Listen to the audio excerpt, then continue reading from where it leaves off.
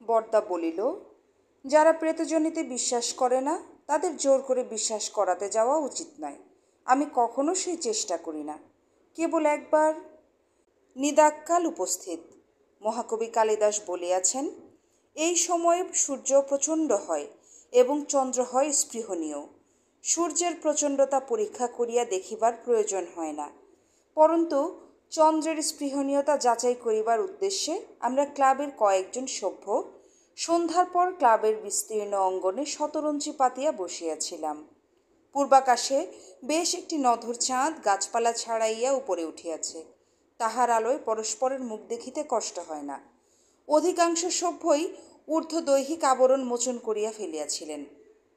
ক্লাবের ভৃত্যকে ভাঙের শরবত তৈয়ার করিবার ফরমাস দেওয়া হইয়াছিল।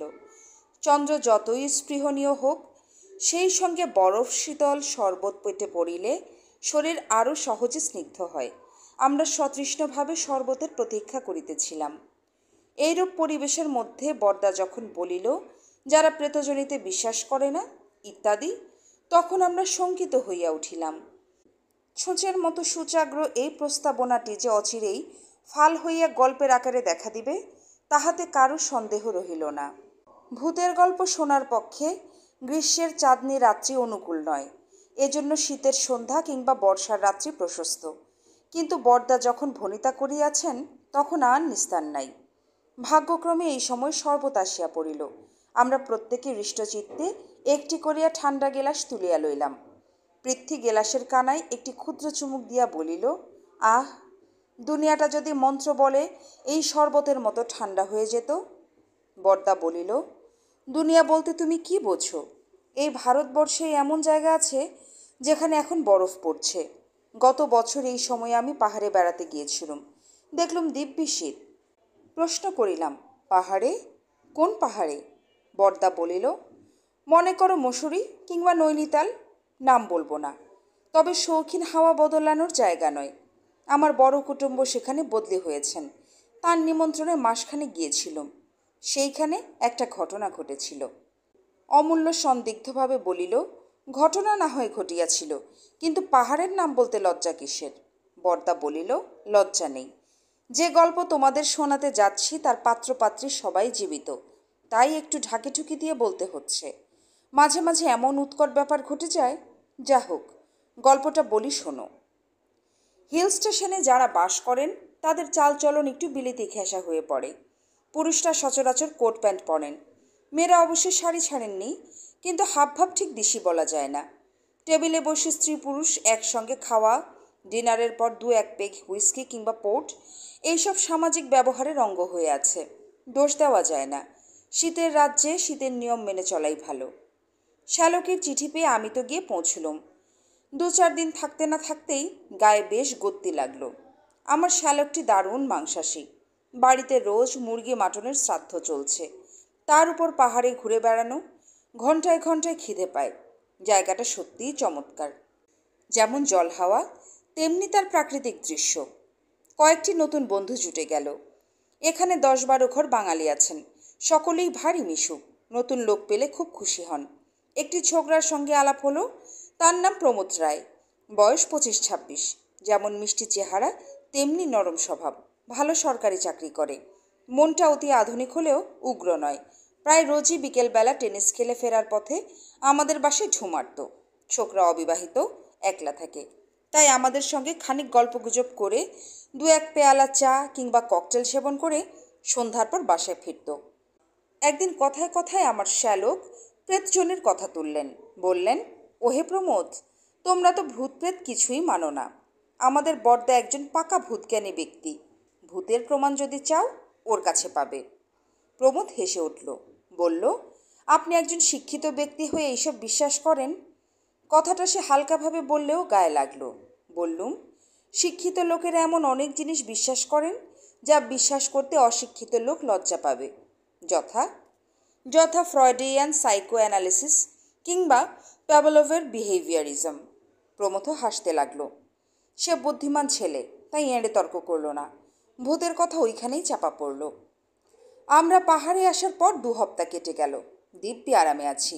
ওজন বেড়ে যাচ্ছে, মনে চিন্তা নেই, গায়ে ঘাম নেই, বিছানায় ছাড়পোকা নেই। খাওয়া, ঘুমানো আর ঘুরে বেড়ানো, এই 3 কাজে দিবারাত্র কোথা দিয়ে যে কেটে যায় বুঝতেই পারি না। জীবনে এরকম সুসময় কচি দেশে পড়ে, কিন্তু বেশি দিন থাকে না। প্রমোদ একদিন আমাদের চায়ের নিমন্ত্রণ করলো। আমি আর শ্যালক যথাসময় তার বাসায় উপস্থিত হলুম। আর কেউ নিমন্ত্রিত হয়নি জানতুম, কিন্তু গিয়ে দেখি একটি তরুণী রয়েছেন। একে আগে কখনো দেখিনি। সুন্দরী, তন্বী, দীর্ঘাঙ্গী, মুখে একটু বিষাদের ছায়া। সাজসজ্জায়, প্রসাধনে বর্ণবাহুল্য নেই, কিন্তু যত্ন আছে। চেহারা দেখে বয়স 20-21 মনে হয়, হয়তো 2-1 বছর বেশিও হতে পারে। শ্যালক খুব আগ্রহের সঙ্গে তাকে সম্ভাষণ করলেন। এই যে মিসেস দাস, কি সৌভাগ্য, আপনার সঙ্গে দেখা হয়ে গেল। উনি ধরে নিয়ে এলেন। প্রমোদ তখন মহিলাটির সঙ্গে আমাদের আলাপ করিয়ে দিল। ইশারায় বুঝলুম মিসেস দাস বিধবা। শহর থেকে মাইল 3 দূরে হরজটা নামে একটি উঁচু গিরিশিখর আছে। খুব ছোট জায়গা, মাত্র 10-12টি বাংলো আছে। সেইখানে মিসেস দাস থাকেন। হরজটা থেকে শহরের পথ সুগম নয়, মাঝে একটা উপত্যকা পড়ে। তাই সেখানে যারা থাকেন তারা মাঝে মাঝে শহরে এসে আবশ্যক মতো কেনাকাটা করে নিয়ে চলে যান। চা কেক সহযোগে গল্প চলতে লাগলো। লক্ষ্য করলুম মিসেস দাস একদিকে যেমন সম্পূর্ণরূপে আধুনিকা, তেমনি অন্যদিকে শান্ত আর সংযত। তার সুন্দর চেহারার একটা প্রবল আকর্ষণ আছে, অথচ তার সঙ্গে খুব বেশি ঘনিষ্ঠতা করাও চলে না। তিনি অত্যন্ত সহজভাবে সকলের সঙ্গে হাসি ঠাট্টায় যোগ দিতে পারেন, কিন্তু তার সঙ্গে প্রগল্ভতা করবার সাহস কারণ নেই। তার সুকুমারত্বই যেন তার পরম। প্রমোদকেও সেই সঙ্গে লক্ষ্য করলুম। এতদিন বুঝতে পারিনি যে তার জীবনে প্রেম ঘটিত কোনো জটিলতা আছে। এখন দেখলুম বেচারা একেবারে হাবুডুবু খাচ্ছে। কম্পাসের কাঁটা অন্য সময় ঠিক থাকে, কিন্তু চুম্বকের কাছে এলে একেবারে অধীর অসংবৃত হয়ে পড়ে। প্রমোদের অবস্থাও সেই রকম। তার প্রতিটি কথা, প্রতিটি অঙ্গভঙ্গি প্রকাশ করে দিচ্ছে ওই মেয়েটিকে সে ভালোবাসে। লোকলজ্জার খাতিরেও মনের অবস্থা লুকোবার মতো ক্ষমতা তার নেই। অথচ মিসেস দাস বিধবা, হন প্রগতিশীলা আধুনিকা, তবু হিন্দু বিধবা। মনে মনে উত্তেজিত হয়ে উঠলুম। পাহাড়ের হিমেল হাওয়ায় এই যে বিচিত্র রোমান্স অঙ্কুরিত হয়ে উঠেছে, এর পরিণতি কোথায়? চায়ের পর্ব শেষ হতেই মিসেস দাস উঠে পড়লেন। দিনের আলো থাকতে থাকতে তাকে হরজটায় ফিরতে হবে। তিনি আমাদের 3 জনকে দৃষ্টির আমন্ত্রণে টেনে নিয়ে বললেন, একদিন হরজটায় আসুন না, একটু নিরিবিলি, এই যা, নইলে খুব সুন্দর জায়গা। এমন সূর্যোদয় পৃথিবীতে আর কোথাও দেখা যায় না, আসবেন। আমরা গলার মধ্যে ধন্যবাদ সূচক আওয়াজ করলুম। তিনি চলে গেলেন। তারপর আরও কিছুক্ষণ বসে আমরাও উঠলুম। অতিথি সৎকারের যথোচিত চেষ্টা সত্ত্বেও প্রমথ ক্রমাগত অন্যমনস্ক হয়ে পড়ছে দেখে তাকে আর কষ্ট দিতে ইচ্ছে হলো না। বাড়ি ফেরার পথে শ্যালককে জিজ্ঞেস করলুম, কি হে, ব্যাপার কি? ভেতরে কিছু কথা আছে নাকি? শ্যালক আমার দিকে চেয়ে মুচকি হাসলেন। তুমিও লক্ষ্য করেছো দেখছি। আমি গুজব শুনেছিলুম, আজ চোখে দেখলুম। প্রমোদ সাবিত্রীকে বিয়ে করবার জন্য ক্ষেপে উঠেছে। ওর নাম বুঝি সাবিত্রী? তা উনি কি বললেন? যতদূর শুনেছি সাবিত্রীর মত নেই। মত নেই কেন? হিন্দু সংস্কার না অন্য কিছু? তা ভাই ঠিক বলতে পারি না। কতকটা সংস্কার হতে পারে, আবার কতকটা মৃত স্বামীর প্রতি ভালোবাসাও হতে পারে। জিজ্ঞেস করলুম, স্বামী কতদিন হয় মারা গেছে? শ্যালক বলল, তা প্রায় 2 বছর হতে চলল। ভদ্রলোক রেলের বড় ইঞ্জিনিয়ার ছিলেন, হঠাৎ রেলে কাটা পড়লেন। তোমার সঙ্গে পরিচয় ছিল? সামান্য। খুব রাশভারী জবরদস্ত লোক। বয়স আন্দাজ 35 বছর হয়েছিল। মাত্র বছরখানেক সাবিত্রীকে বিয়ে করেছিলেন। মিসেস দাস হরজটায় থাকেন কেন? বাড়িটা দাসের ছিল, সাবিত্রী উত্তরাধিকার সূত্রে পেয়েছে। তাছাড়া দাস অন ডিউটি মারা গিয়েছিলেন, তাই রেলওয়ে থেকে তার বিধবা একটা মাসোহারা পায়, তাতেই চলে। সাবিত্রী কেমন মেয়ে বলে তোমার মনে হয়? খুব ভালো মেয়ে, অমন মেয়ে দেখা যায় না। এই বয়সে একলা থাকে, কিন্তু কেউ কখনো ওর নামে একটা কথা বলতে পারেনি। বিধবা বিবাহ সম্বন্ধে তোমার মতামত কী? এরকম ক্ষেত্রে হওয়াই ভালো। সারা জীবন অতীতের পানে চেয়ে কাটিয়ে দেওয়ার কোনো মানে হয় না। ছেলেপুলে থাকলেও বা কথা ছিল, কিন্তু সাবিত্রী বোধহয় আর বিয়ে করবে না। এই ঘটনার পর আরও 10 কেটে গেল। প্রমোদ আর আসেনি। আমরা তার মনের কথা আঁচ করেছি বলেই সে বোধহয় আমাদের এড়িয়ে যাচ্ছে। আমারও স্বর্গ হতে বিদায় নেবার সময় হলো। আমি পাত্তারি গুটোচ্ছি। এমন সময় একদিন প্রমোদ এলো, একটু লজ্জা লজ্জা ভাব। দু চার কথার পর বলল, মিসেস দাস চিঠি লিখে আমাদের তিনজনকে হরচটায় নিমন্ত্রণ করেছেন সূর্যোদয় দেখবার জন্য। যাবেন? আমার কোনোই আপত্তি ছিল না, কিন্তু শ্যালক আপত্তি তুললেন। সূর্যোদয় দেখতে হলে তার আগের রাত্রে গিয়ে হরচটায় থাকতে হয়, কিংবা রাত্রি 2টোর সময় এখান থেকে বেরোতে হয়। সে কি সুবিধে হবে? প্রমোদ পকেট থেকে চিঠি বার করে বলল, তার চিঠি পড়ে দেখুন, অসুবিধা বোধহয় হবে না। চিঠিতে লেখা ছিল, প্রীতির নমস্কার আনতে নিবেদন। প্রমোদবাবু, দেখছি আমার সেদিনের নিমন্ত্রণ আপনারা মুখের কথা মনে করেছেন। আমি কিন্তু সত্যি আপনাদের তিনজনকে নিমন্ত্রণ করেছিলাম। আসুন না, রাত্রে আমার বাড়িতে থেকে সকালে সূর্যোদয় দেখবেন। কষ্ট হবে না। আমার বাড়িতে 3জন অতিথিকে স্থান দেবার মতন জায়গা আছে। কবে আসবেন জানাবেন, কিংবা না জানিয়ে যদি এসে উপস্থিত হন তাহলেও খুশি হব। আশা করি ভালো আছেন। নিবেদিকা, সাবিত্রী দাস। এরপর আর শ্যালকের আপত্তি রইল না। প্রমোদ উৎসাহিত হয়ে বলল, আজ শনিবার আছে, চলুন না, আজই যাওয়া যাক। 5টার সময় বেরোলে সন্ধ্যার আগেই পৌঁছানো যাবে। তাই ঠিক করে বেরিয়ে পড়া গেল। হরজটা শিখরটি উপত্যকা থেকে দেখা যায়। সত্যি হরজটা নাম সার্থক। যেন ধ্যানমগ্ন মহাদেবের জটা পাকিয়ে উপরে উঠেছে। তার খাঁজে খাঁজে সাদা বাংলোগুলি ধুতরা ফুলের মতো ফুটে আছে। অপূর্ব দৃশ্য। কিন্তু সেখানে পৌঁছবার রাস্তাটি অপূর্ব নয়। 3 মাইল পথ হাঁটতে পাক্কা 2.5 ঘন্টা লাগলো। আমরা যখন মিসেস দাসের বাংলোর সামনে গিয়ে হাজির হলুম, তখন দিনের আলো ফুরিয়ে এসেছে। তবু হরছটার কুটিল কুণ্ডলিতে সূর্যাস্তের আবির লেগে আছে। মিসেস দাস বাড়ির সামনের বারান্দায় ইজি চেয়ারে বসেছিলেন। উৎফুল্ল কলকাকলি দিয়ে আমাদের অভ্যর্থনা করলেন। আমাদের দেখে তাঁর এই অকৃত্রিম আনন্দ বড় ভালো লাগলো। শোনা যায়, আসন্ন দুর্ঘটনা সামনে কালো ছায়া ফেলে তার আগমন বার্তা জানিয়ে দেয়। কিন্তু আশ্চর্য, সেদিন দুর্ঘটনার বিন্দুমাত্র পূর্বাভাস পাইনি। সেই পার্বত্য সন্ধ্যার গৈরী কালো, মনে হচ্ছিল এ আলো নয়, অপূরূপ এক দেবী প্রসন্নতা। তার আড়ালে যে লেশমাত্র অশুভ লুকিয়ে থাকতে পারে তা কল্পনা করাও যায় না। আমার বোধ হয় প্রমথ কিছু আভাস পায়নি। মিসেস দাস আমাদের বাড়ির ভেতর নিয়ে গেলেন। গরম জলে হাত মুখ ধুয়ে ড্রয়িং রুমে এসে দেখি চা তৈরি। বাড়িতে পুরুষ চাকর নেই। 2টি পাহাড়ি মেয়ে মানুষ কাজকর্ম রান্নাবান্না করে এবং রাত্রে থাকে। হরজটায় এখনও বিদ্যুৎ বাতি এসে পৌঁছয়নি। কেরোসিন ল্যাম্পের মোলায়েম আলোয় চা খেতে বসলুম। মিসেস দাস চাকরানীদের সাহায্যে আমাদের পরিচর্যা করতে লাগলেন। ড্রয়িং রুমের দেয়ালে একটা এনলার্জ করা ফটোগ্রাফ টাঙানো ছিল। দূর থেকে ভালো দেখতে পাচ্ছিলুম না। চা খাওয়া শেষ হলে তার কাছে গিয়ে দাঁড়ালুম। ইনি অকালমৃত মিস্টার দাস, সন্দেহ নেই। ভালো করে দেখলুম। চেহারা সুন্দর বলা চলে না, কিন্তু একটা দৃঢ়তা আছে। চওড়া চিবুকের মাঝখানে খাঁজ, চোখের দৃষ্টি একটু কড়া। ফটো তোলবার সময় ঠোঁটের কোণে যে হাসি আনার নিয়ম আছে সেটি অবশ্য রয়েছে, কিন্তু হাসি দিয়ে চরিত্রের দৃঢ় বলিষ্ঠতা ঢাকা পড়েনি। মনে মনে এই মুখখানির সঙ্গে প্রমথের নরম মিষ্টি মুখখানার তুলনা করছি।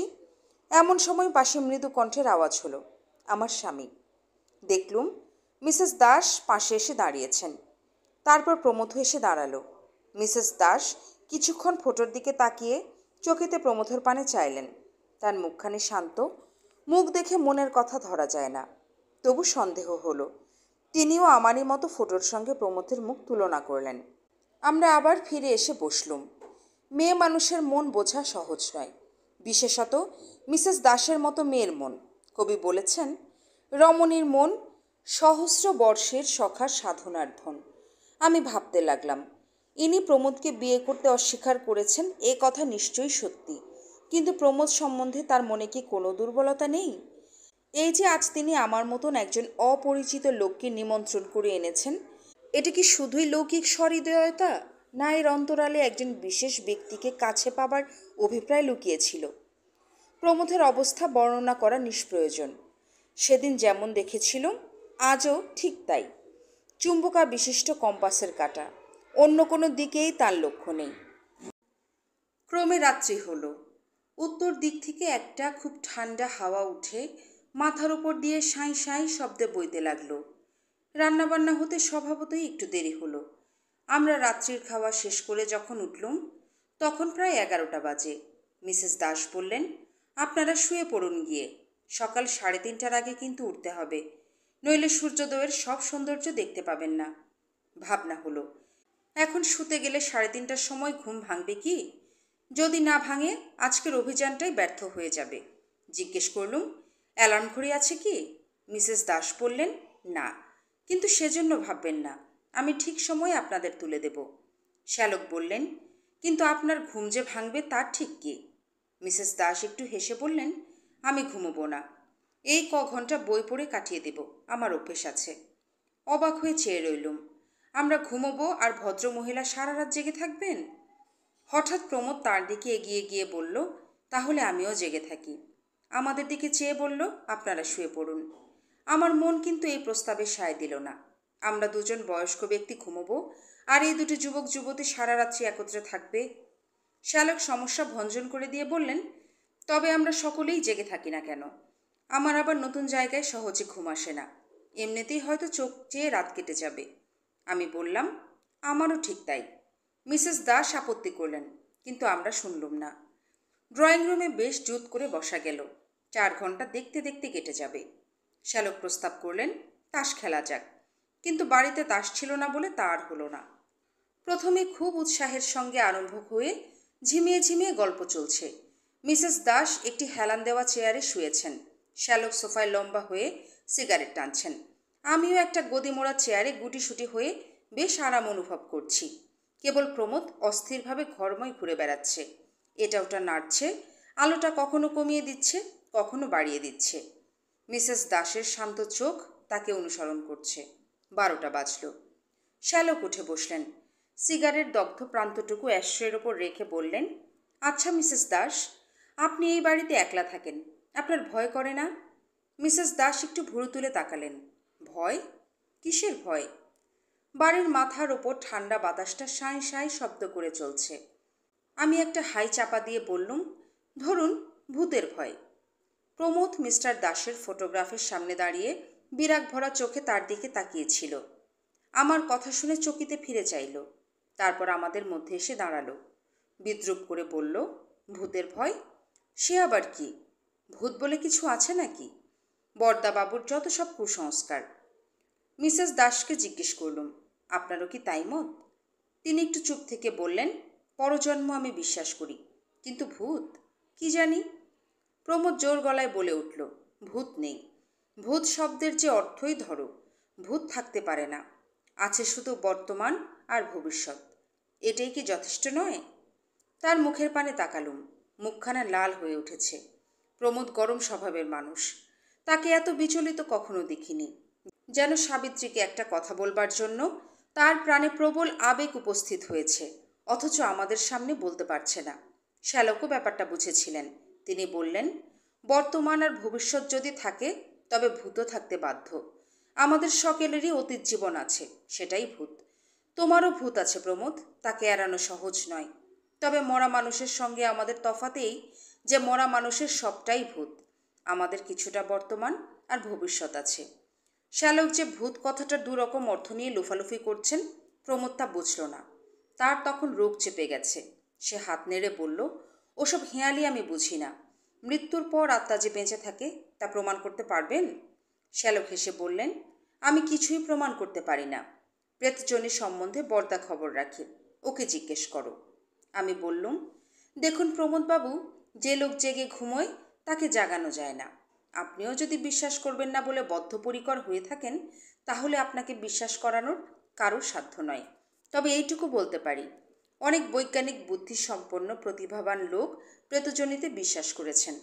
যেমন ধরুন William Crookes, Oliver Lodge, Conan Doyle. Pramod মুখ শক্ত করে বলল, আমি বিশ্বাস করি না। যদি প্রমাণ করতে পারেন তো প্রমাণ করুন, নইলে কতগুলো বিলিতে নাম আউড়ে আমাকে কাবু করতে পারবেন না। একটু রাগ হলো। বললুম, বেশ, বিশ্বাস করা না করা আপনার ইচ্ছে, কিন্তু চেষ্টা করতে দোষ কি? মিসেস দাস, আসুন প্ল্যানচেট করা যাক। তিনি একটু শঙ্কিত হয়ে বললেন, প্ল্যানচেট? ভূত নামাবেন? বললুম, প্রমোদবাবুর অবিশ্বাস ভাঙার আর তো কোনো উপায় দেখি না। তবে আপনার যদি ভয় করে তাহলে কাজ নেই। তিনি বললেন, না না, ভয় করবে না। চকিতে একবার প্রমোদের দিকে তাকিয়ে বললেন, বেশ তো, করুন না। আর কিছু না হোক, সময় তো কাটবে। কি চাই বলুন? বললুম, বেশি কিছু নয়, শুধু একটা তেপায়া টেবিল হলেই চলবে। ছোট একটা তেপায়া টেবিল ঘরেই ছিল। আমরা তখন দু চার কথায় প্ল্যানচেটের প্রক্রিয়া বুঝিয়ে দিলুম। তারপর আলোটা কমিয়ে চারজনে টেবিল ঘিরে বসা গেল। শ্যালক প্রশ্ন করলেন, কাকে ডাকা হতে পারে?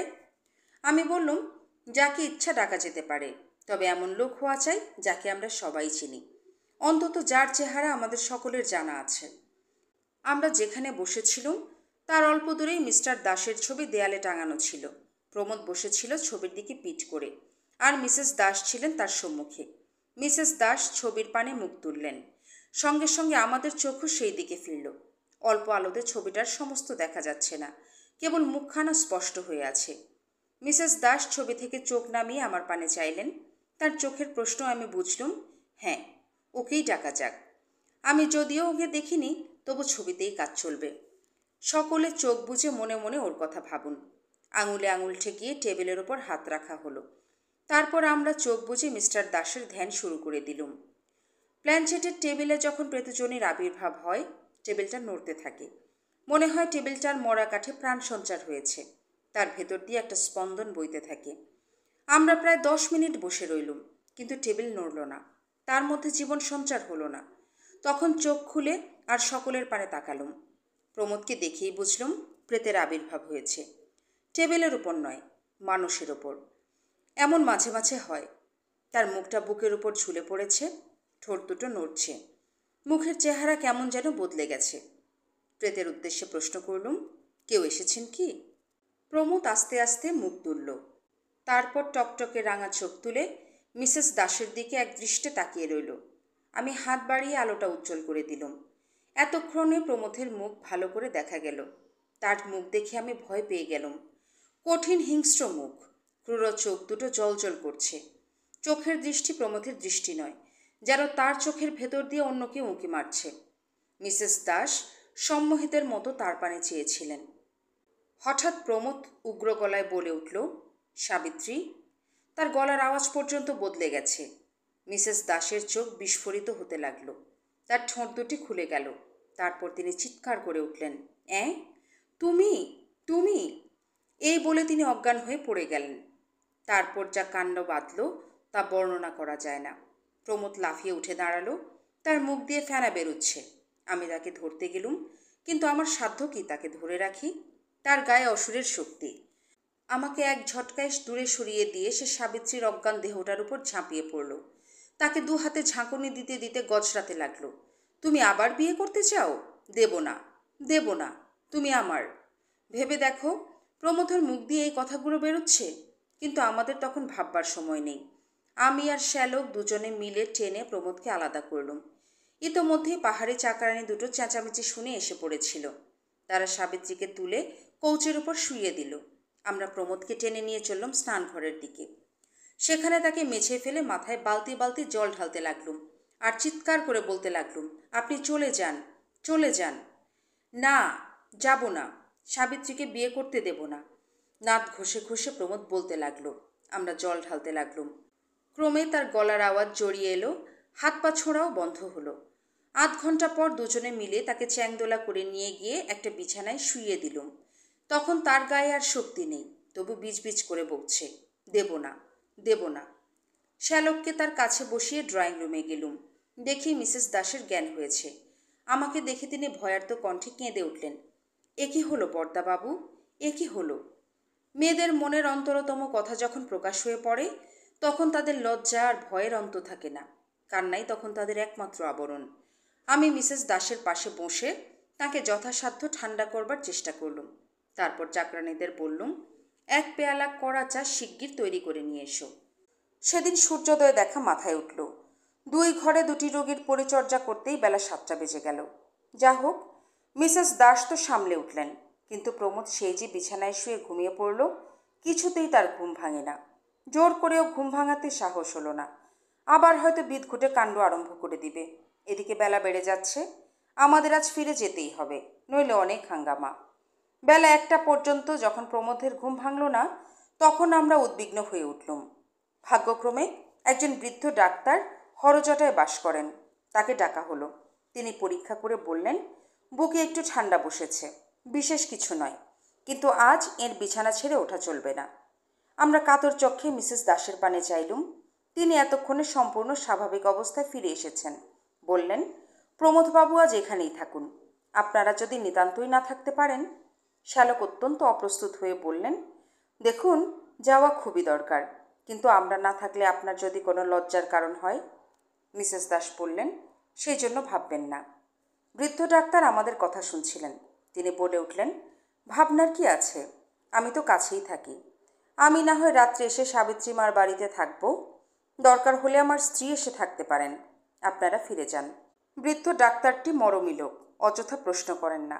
আমরা অনেকটা নিশ্চিন্ত হয়ে বেরিয়ে পড়লুম। প্রমোদ সম্বন্ধে চিন্তার কারণ নেই, ঘুম ভাঙলেই সে সহজ মানুষ হয়ে পড়বে।